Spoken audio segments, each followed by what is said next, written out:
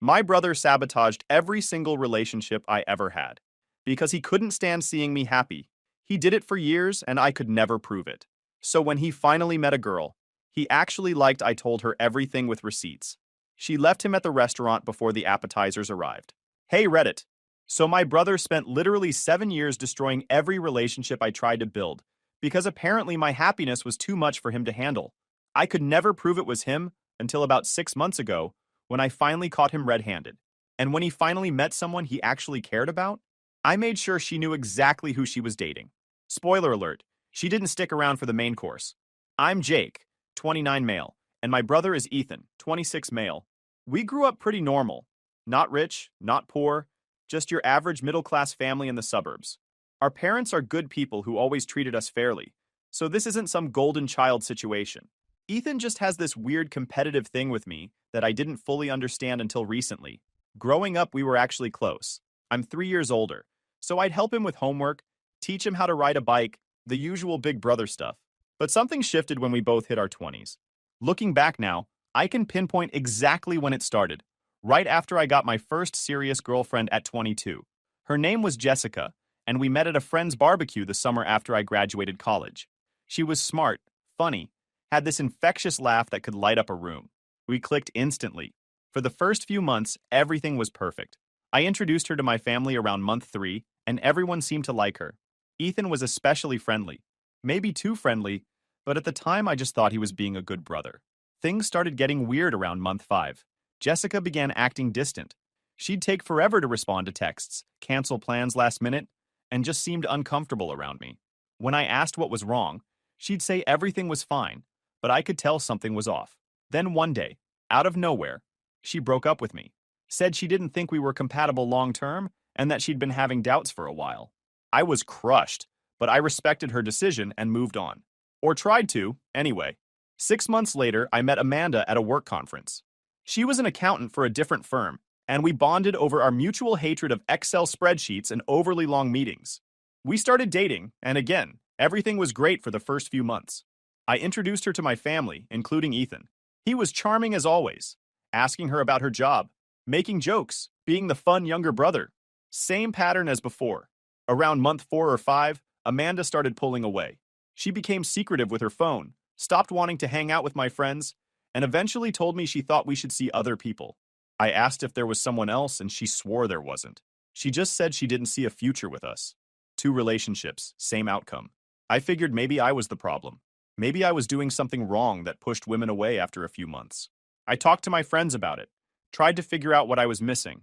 They all said I seemed like a great boyfriend, attentive, respectful, supportive. But clearly something wasn't working. Then came Rachel. Met her at a coffee shop where she worked as a barista. We started talking, exchanged numbers, and began dating about a year after Amanda and I split.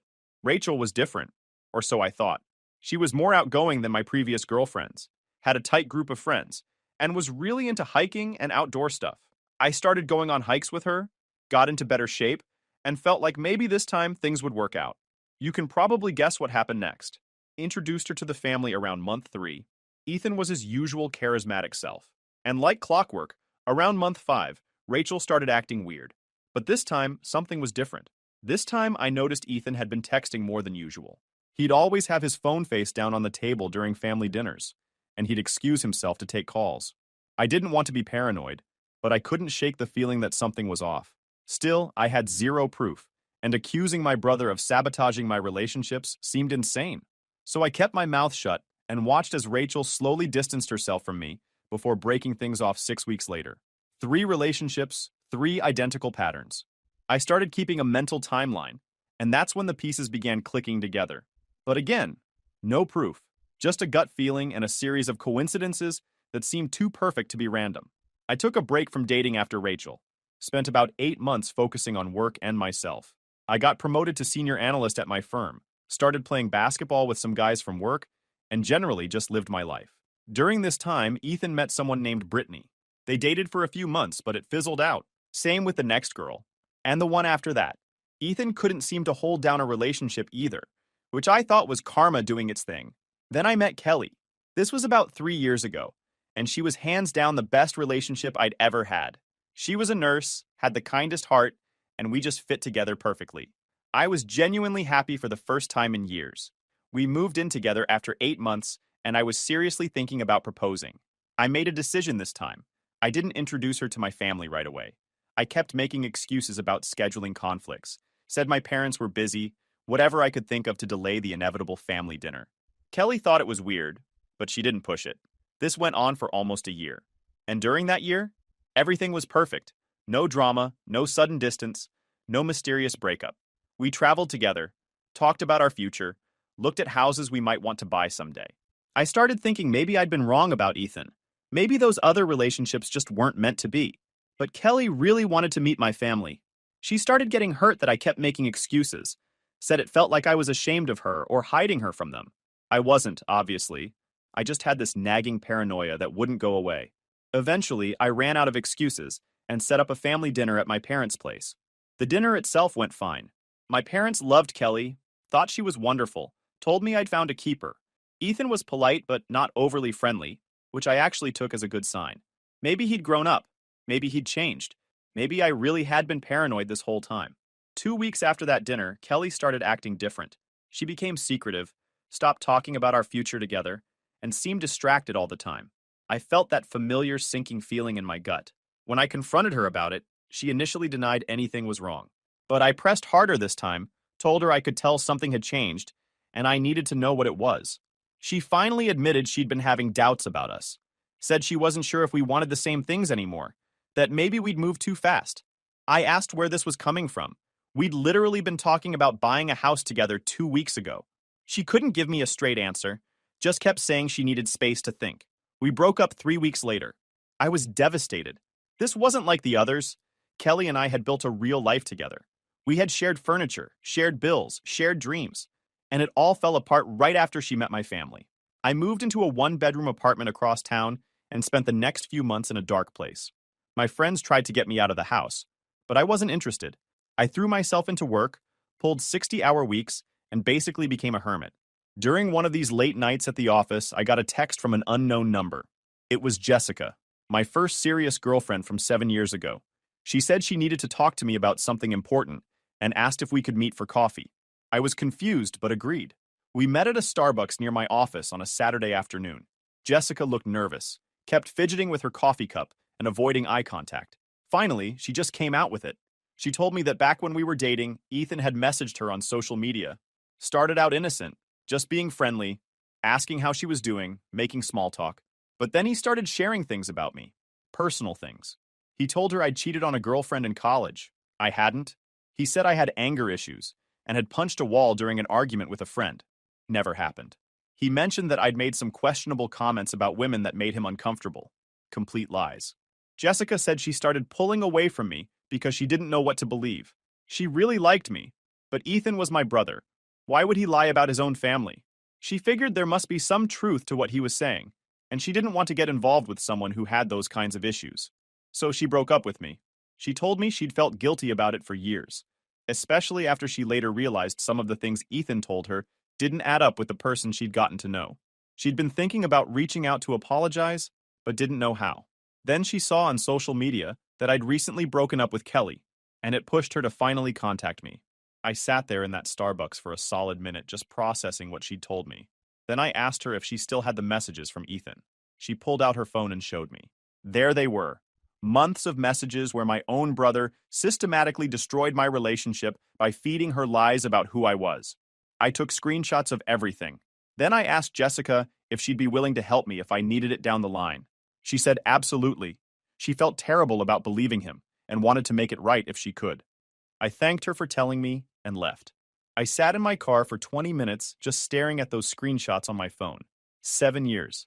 7 years of destroyed relationships, of questioning what was wrong with me, of thinking I was the problem. And it was Ethan the whole time.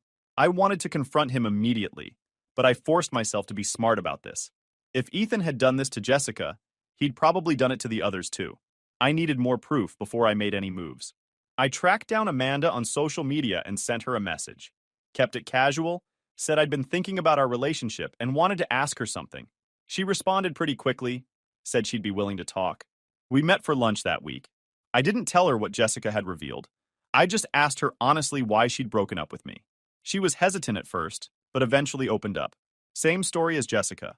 Ethan had reached out to her, acted friendly and concerned, then started dropping hints that I wasn't who she thought I was. He told her I'd been talking about her behind her back, saying I didn't think she was smart enough for me.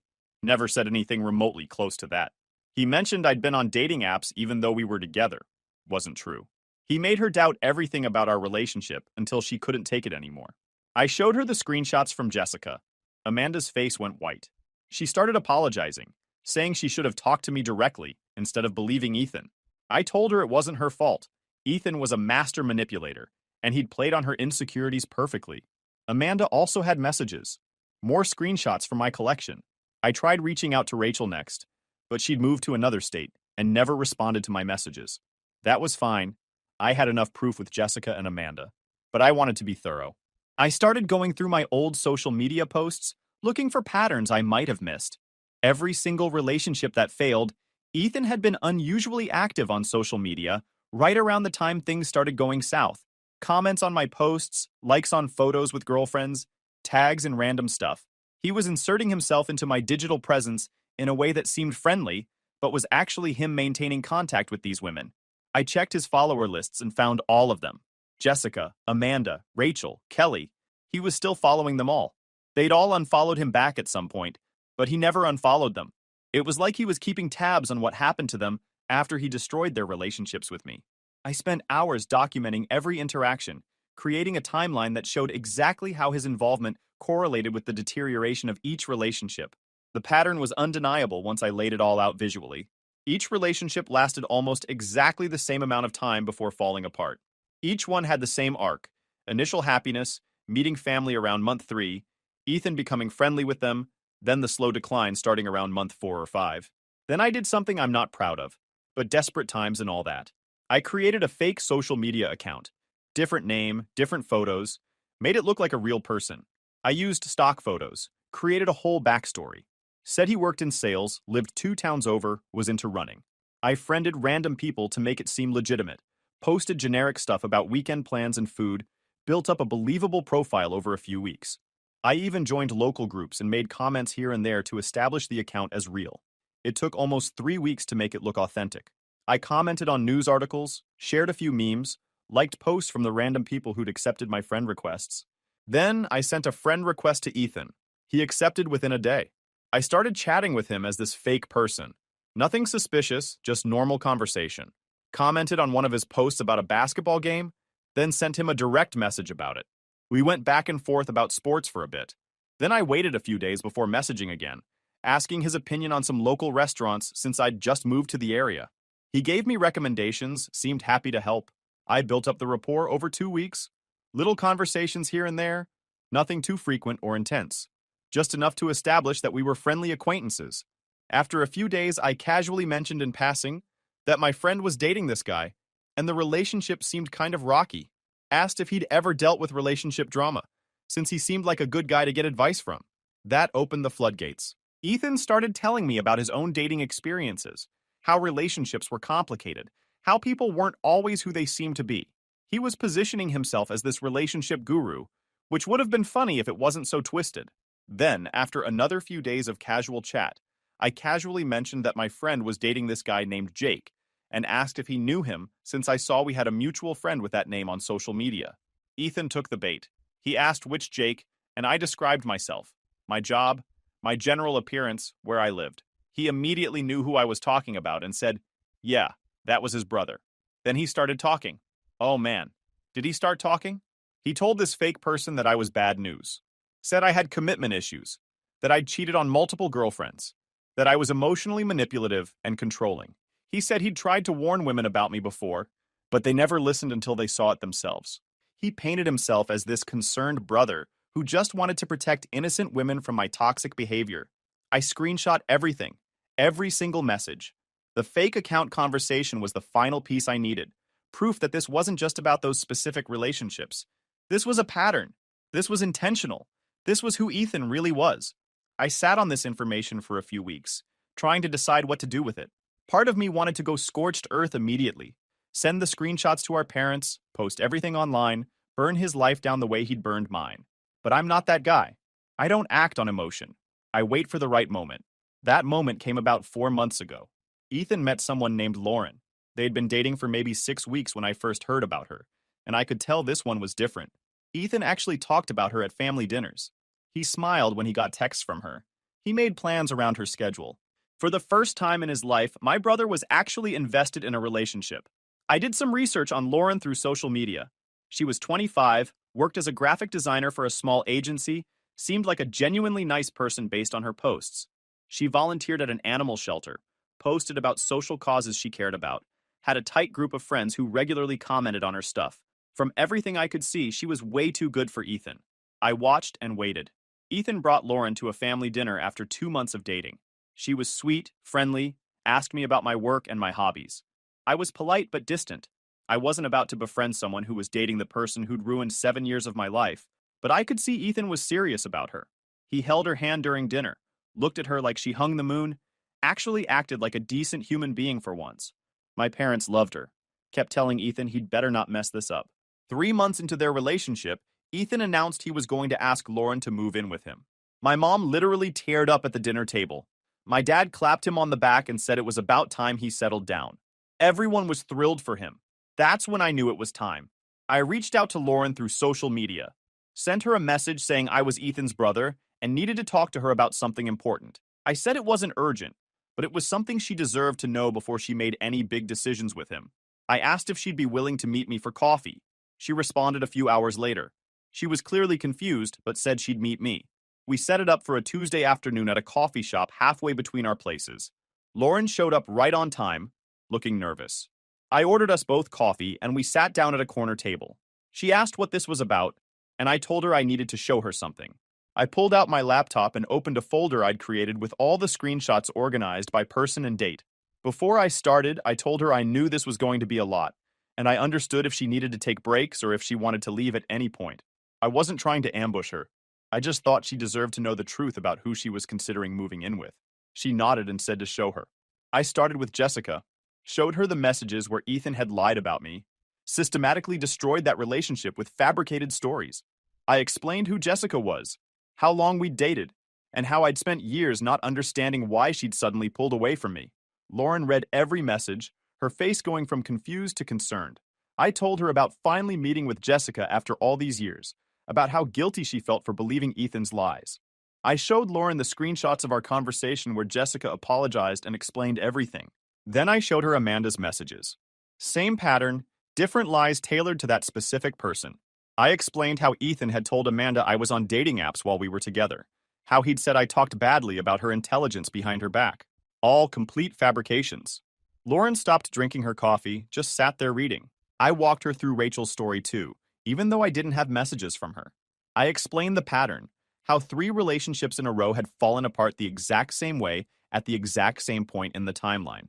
How I'd started to think something was wrong with me, that I was sabotaging my own happiness somehow.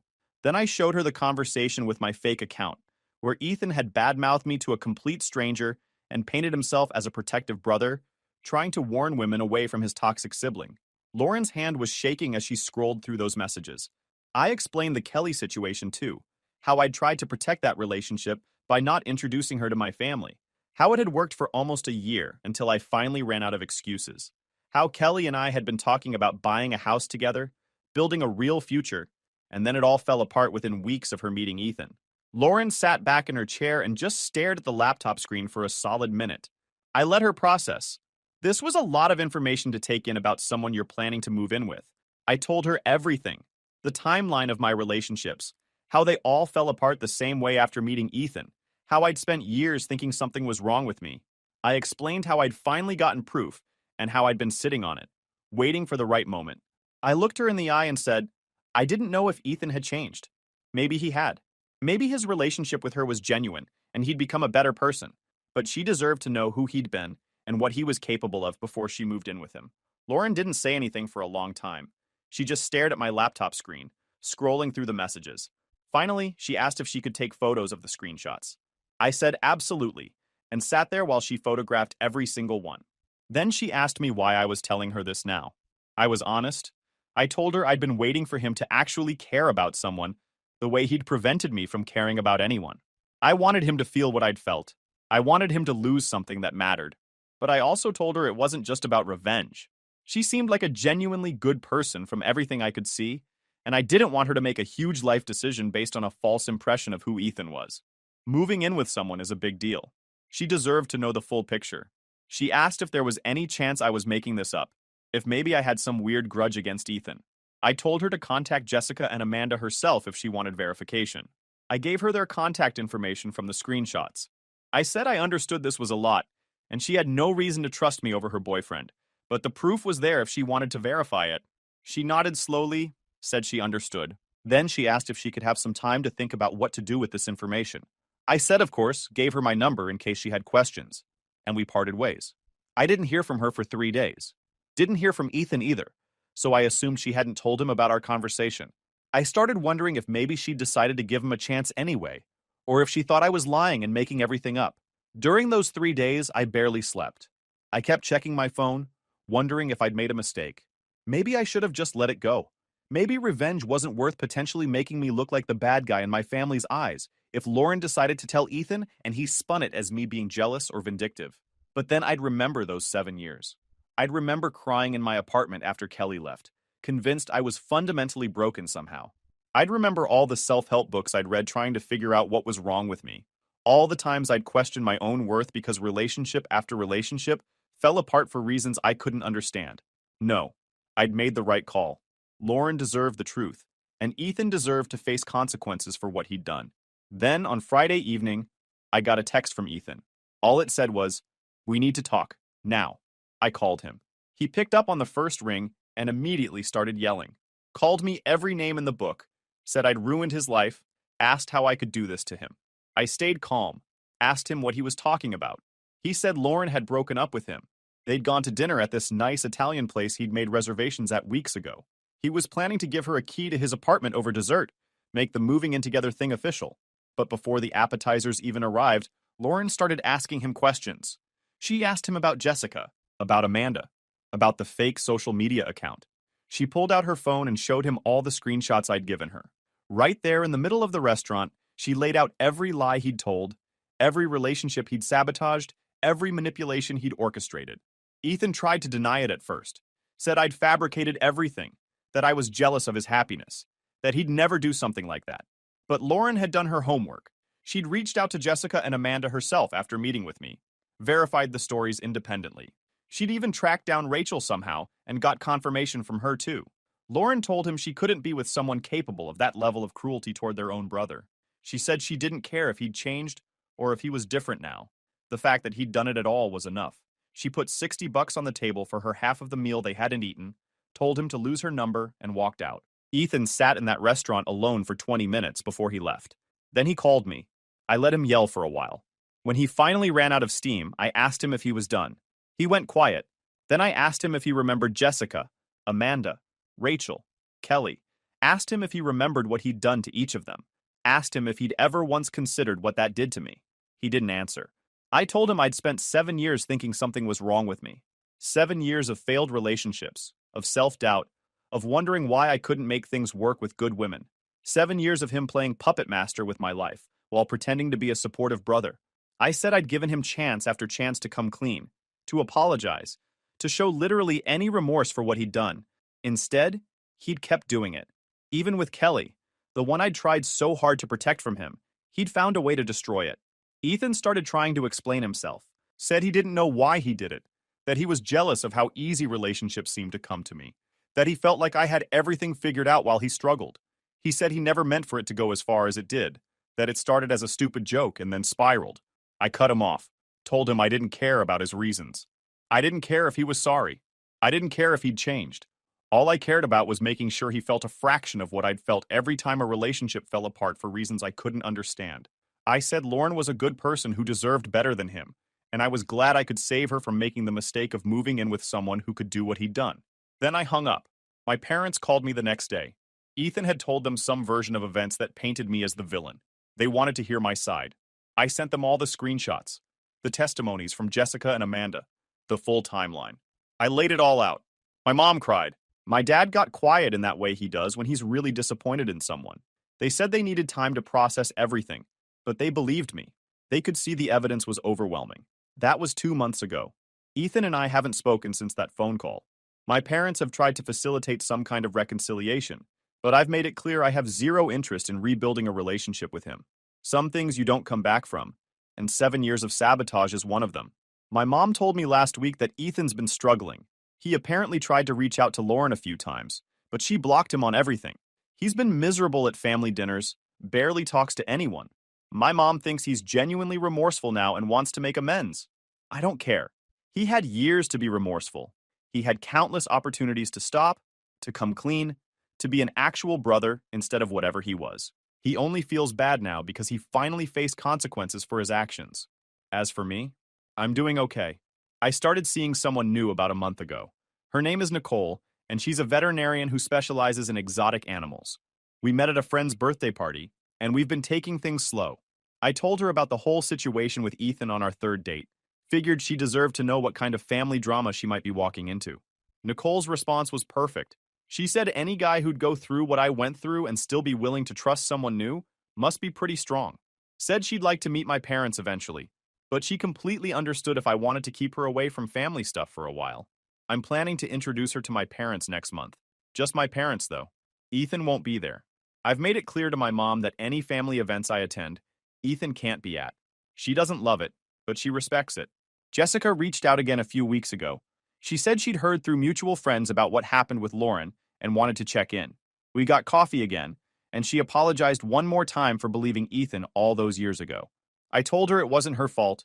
He was a convincing liar, and she had no reason to doubt him at the time. She mentioned she's engaged now, getting married next spring. Said her fiancé is a good guy who treats her right, and she's learned a lot about trusting her own judgment instead of listening to outside voices. I'm happy for her. She deserves it.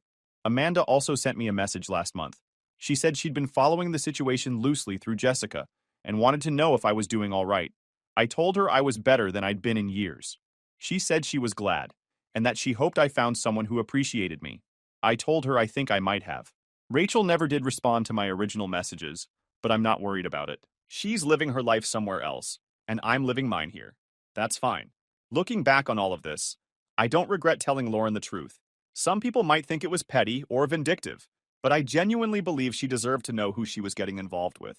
If Ethan had actually changed and become a better person, maybe their relationship could have survived the truth. The fact that it didn't says more about him than it does about me. Would I have done things differently if I could go back? Maybe. Maybe I would have confronted Ethan sooner, would have dug for proof earlier instead of spending years doubting myself. But I can't change the past. And honestly, I think things worked out the way they needed to. Ethan learned that actions have consequences. Lauren avoided what probably would have been a terrible living situation. And I finally got closure on 7 years of confusion and self-doubt.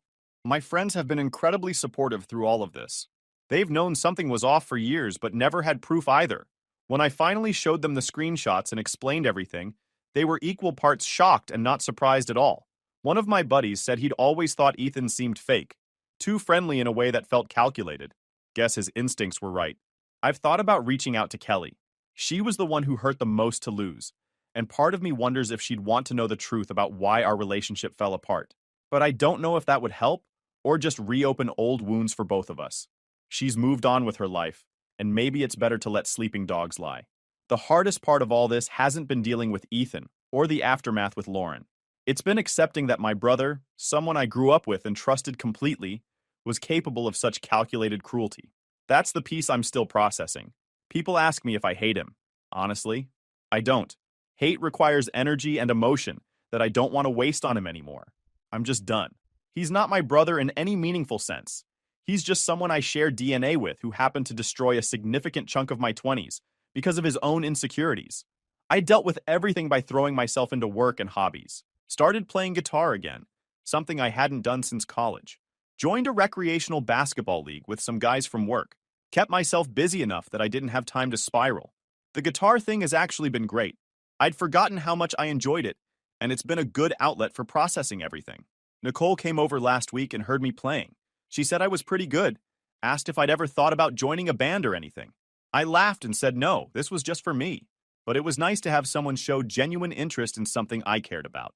Work has been going well too. Got another promotion about a month ago. I'm a director now, managing a team of 8 analysts. The extra responsibility keeps me focused during the day, and the pay increase doesn't hurt either. I'm finally in a position where I can think about buying a house instead of renting, which feels like a real adult achievement. My parents invited me over for dinner last week. Just the 3 of us. No Ethan. We talked about normal family stuff. My dad's golf game, my mom's book club, my new position at work. It felt good to have that back, even if there's still this Ethan-shaped elephant in the room that we're all trying to ignore. Toward the end of the night, my dad asked me what I wanted them to do about family holidays coming up. I told them honestly, I'm not ready to be in the same room as Ethan. Maybe not ever. If they want to split holidays, so we each get time with them separately, I'm fine with that. They looked sad but nodded. My mom asked if there was any scenario where I could see forgiving Ethan. I thought about it for a minute before answering.